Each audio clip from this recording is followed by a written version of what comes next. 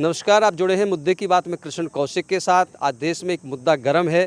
अग्निपथ योजना के विरोध में पूरे देश में जो युवा है वो सड़क पर है। राजनीतिक दल जो है इस पर अपनी रोटियां सेकने का उनको मौका मिला है और कई प्रांत में तो आगजनी भी हुई है, ट्रेनें भी फूकी हैं, गिरफ्तारियां भी हुई हैं। ये मुद्दा बहुत गर्म है।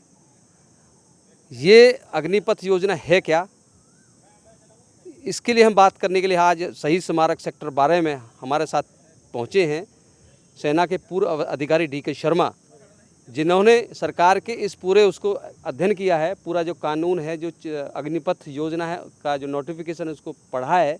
उनसे जानेंगे उनसे इसमें क्या है जिसका युवा विरोध कर रहे हैं। ये शर्मा जी के साथ है। डी.के. शर्मा जी का स्वागत है मुद्दे की बात न्यूज़ में।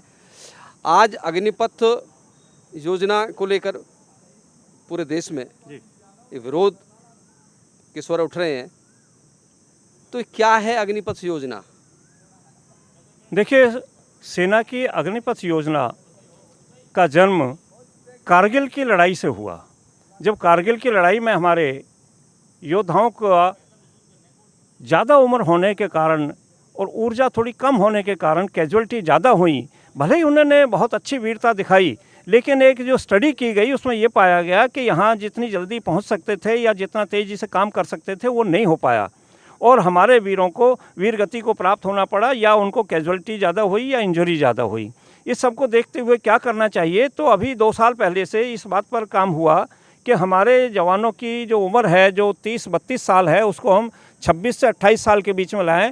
और जिस तरह से दूसरे देशों में भी इस तरह से इंडक्शन हो रहा है कि नौजवानों को फ़ौज में लाया जाए और थोड़ी सेवा के बाद में उनको बाहर किया जाए या उनको और काम दिए जाएं और उनको इस तरह से अपनी सेना की उम्र जो है काम करने वाली उम्र जो इफ़ेक्टिव एज है वो कम की जाए। तो इसमें ये अग्निपथ की योजना लाई गई है और इसमें अग्निवीरों को भर्ती करने का बहुत सुनहरा मौका है। ये प्रक्रिया एक नई चीज़ आई है और अभी तक युवाओं ने इसका नाम भी नहीं सुना था, इसके बारे में सोचा भी नहीं था और इसके बारे में बताया भी नहीं गया था। इसलिए जिस परिस्थिति में और जिस सिस्टम में युवा हमारे पल रहे हैं वो उससे बाहर की सोचने की कोशिश ही नहीं कर रहे। जब इनको एकदम ये चीज़ बताई गई तो इन्होंने वही चीज़ कि हम जो पैसा देकर कोचिंग कर रहे हैं, काफ़ी पैसा हमने कुछ लोगों ने भर्ती के लिए सेटिंग कर ली है, ये कर लिया है, वो कर लिया है, वो हमारा नुकसान हो जाएगा, उससे बहुत हमें छुटकारा मिल पाएगा।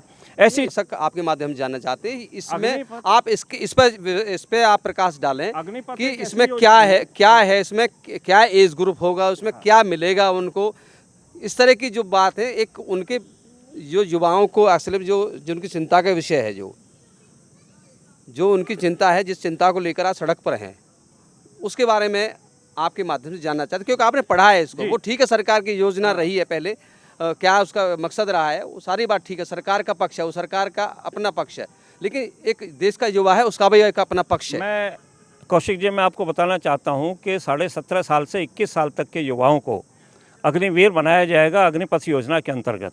उन्हें 6 महीने की रिगरस ट्रेनिंग दी जाएगी और बाकी 3.5 साल उनको सर्विस का मौका मिलेगा। उस सर्विस में उनको पहले साल 30,000 फिर 40,000 इस तरह से करके उनको तकरीबन रिटायरमेंट तक 12 लाख रुपए के आसपास मिलेंगे और कुल उनको मिला के 23 लाख रुपया उनको प्राप्त होगा। तो एक तो उनको ये फ़ायदा है कि जब उनके बाहर निकलने का समय था या यहाँ घूमने का समय, जैसे आज का युवा घूम रहा है, 17.5 साल से 21 साल तक का युवा या तो नौकरी की तलाश में घूम रहा है या नशा कर रहा है या कहीं ना कहीं किसी गलत रास्ते पर पड़ जा रहा है। उससे लोग हटकर अपनी नौकरी का अपना कौन सा युवा ऐसा है जो जर्नल में जितने युवाओं को 20 लाख रुपया या 23 लाख रुपया या 24 लाख रुपया 21 साल तक की उम्र में मिल जाता है। मेरा एक्सपीरियंस है कि जो बीटेक किए हुए बच्चे हैं वो भी 12 से 13 हज़ार रुपया महीना कंपनियों में लगे हुए हैं, उनको कहीं 50,000 रुपया नहीं मिल रहा है। ये बात ठीक है कि बहुत अच्छे कॉरपोरेट हाउसेज हैं जहां 30-30 लाख का भी पैकेज है, लेकिन वहां उनका टैलेंट और उनकी काबिलियत देखी जाती है। एक आम आदमी जो हमारे देहात का है वो बहुत मुश्किल से एक नौकरी पाता है, इसलिए वहाँ पर ये नौकरी का मौका दिया गया है। अगर 4 साल बाद युवा क्या करेगा? 4 साल बाद युवा के लिए बहुत सारी जगह सरकार ने तय की हुई हैं और सबसे पहले तो वो वहाँ से एक डिसिप्लिन लेकर आएगा, एक हमारा ज्ञान लेकर आएगा, एक ईमानदारी की सीख लेकर आएगा, जो हमारे देश के लिए देशभक्ति का एक बहुत अच्छा पाठ होगा। क्या वो पढ़ाई भी निरंतर जारी रहेगी उसकी? जी हाँ, अगर वो 10वीं पास है तो वहाँ 12वीं तक उन्हें कराई जाएगी, और कोई वहाँ पर बीए करना चाहेगा तो उसे बीए का भी मौका दिया जाएगा। सरकार ने यूनिवर्सिटी ग्रांट कमीशन से और ये जो इनके शिक्षा बोर्डों से बात करने के बाद ही ये योजना लाए हैं। इनको सर्टिफिकेट दिए जाएंगे वहाँ से। अभी हरियाणा सरकार ने घोषणा की है कि भाई जो अग्निवीर 75% वापस आएंगे उनको वो रोजगार देने की गारंटी की बात मुख्यमंत्री ने कही है, उसको लेकर क्या कहेंगे आप? जी हाँ, मुख्यमंत्री जी ने कल ही घोषणा की है। पहले उन्होंने कहा था कि इनको पुलिस में वरीयता दी जाएगी, लेकिन अब उन्होंने कहा है कि पुलिस में और क्लास सी की पोस्टों पर इनको 100% जो हरियाणा के हमारे जवान होंगे 100% उनको एब्जॉर्ब किया जाएगा, उनको नौकरी पर लगाया जाएगा, कोई बेकार नहीं रहेगा वहाँ से आने के बाद। अभी युवाओं इन बच्चों के लिए बताना चाहता हूँ कि जो बच्चे फौज में से चले आए हैं उनको ये जो लिखित और फिजिकल जो करना पड़ेगा उसमें बहुत आसानी से वो पुलिस में पास हो जाएंगे। यहाँ जो वो देखते हैं कई साल तक वो मेहनत करते हैं, दौड़ लगाते हैं, रिटर्न में देने की तैयारी करते हैं, वहाँ इतनी ज़्यादा उनकी ट्रेनिंग रहेगी, इतने ज़्यादा रिफ्रेश रहेंगे कि आते ही वो पहले पास कर लेंगे और उनको एब्जॉर्ब किया जाएगा। एक बात और है कि युवाओं का एक बात ये है, भावना की बात, वो कहते हैं उनके जो फीलिंग्स हैं, जो उनके भाव जुड़े हुए हैं देश सेवा के लिए, और आर्मी में इसलिए जाते हैं कि कहीं ना कहीं इमोशनल टच होता है उनका, और उनका ये है कि वो 4 साल के बाद फिर उनको सेना से बाहर कर दिया जाएगा, तो उनकी भावनाओं का क्या?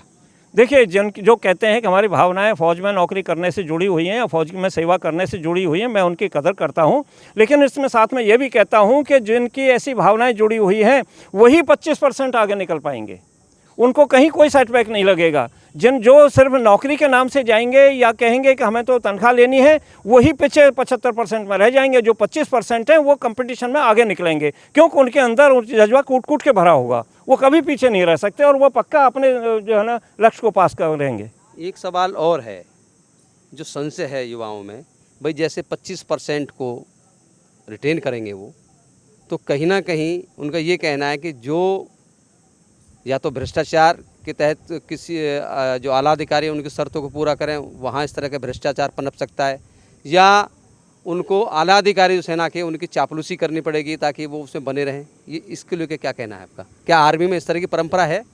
मैं इस बात को बहुत क्लियर करना चाहता हूँ कि आर्मी के अंदर जो ट्रेनिंग शेड्यूल है उसके अंदर आपका बटालियन के प्लाटून के तौर पर, बटालियन के तौर पर, कंपनी के तौर पर, ब्रिगेड के तौर पर और डिव के तौर पर कंपटीशन होते रहते हैं। उन कंपटीशन में जो आगे आता है उनकी नंबरिंग होती है, हर महीने, हर तीसरे महीने, हर 6 महीने में अलग अलग शेड्यूल में अलग अलग ट्रेनिंग दी जाती है और उनमें उनका कंपटीशन कराया जाता है। उस कंपटीशन को जांचने वाली एक कमेटी होती है, एक बोर्ड होता है, वो उनके नंबरिंग करता है। तो यहाँ इसमें किसी के नंबर बढ़ाने या घटाने का नहीं कोई मौका दिखाई देता, क्योंकि एक बार कोई पीछे रह गया जवान तो अगली बार में वो आगे जाएगा। जो आगे आ गया हो सकता है कि वो ना कर सके उतना किसी वजह से, लेकिन तीसरे में फिर वो आगे जाएगा, तो उसकी मेहनत, उसकी परफॉर्मेंस उसको आगे ले जाएगी। आपका कहना यही है आर्मी में इस तरह की परंपरा नहीं है, बिल्कुल पारदर्शिता है, वहाँ चापलूसी या घूसखोरी जैसी कोई जगह नहीं है, और ईमानदारी के साथ जो 25% जो लोग उसमें खरे उतरेंगे उन्हीं को रिटेन किया जाएगा, उसमें कहीं बेईमानी नहीं होगी, आपका ये कहना है? जी, इसमें कोई शक नहीं है, जो परफॉर्मेंस दिखाएगा उसी को आगे जगह मिलेगी। इस तरह की चापलूसी या घूसखोरी या किसी की सिफारिश की बात वहाँ नहीं चल पाती है, और इसी चीज़ को ख़त्म करने के लिए सरकार इसको एक कदम आगे लेकर आई है। अब तो प्रदेश सरकार ने भी कह दिया, खासकर मैं हरियाणा की बात करूं तो वो उनको रोजगार की गारंटी का आश्वासन मुख्यमंत्री मनोहर लाल खट्टर ने दिया है। आप सुन रहे थे पूर्व सेनाधिकारी हैं DK शर्मा जी, उन्होंने अग्निपथ योजना के बारे में विस्तार के साथ हमारे साथ चर्चा की और उन्होंने बताया कि ये अग्निपथ योजना एक बहुत अच्छी योजना है। इससे अग्निवीर जो पैदा होंगे वो उनके अंदर एक राष्ट्र के प्रति जज्बा होगा और एक ईमानदार माहौल पूरे देश के अंदर बनेगा, क्योंकि जो 75% लौट कर आएंगे वो कहीं ना कहीं हमारी पुलिस में या कार्यालयों में काम करेंगे, तो कहीं ना कहीं वो राष्ट्र भक्ति से उत्प्रोत युवा होंगे और भ्रष्टाचार की संभावना कम रहेगी। आप जुड़े हुए थे हमारे साथ, हम किसी अन्य मुद्दे के साथ फिर जोड़ेंगे आपको। धन्यवाद।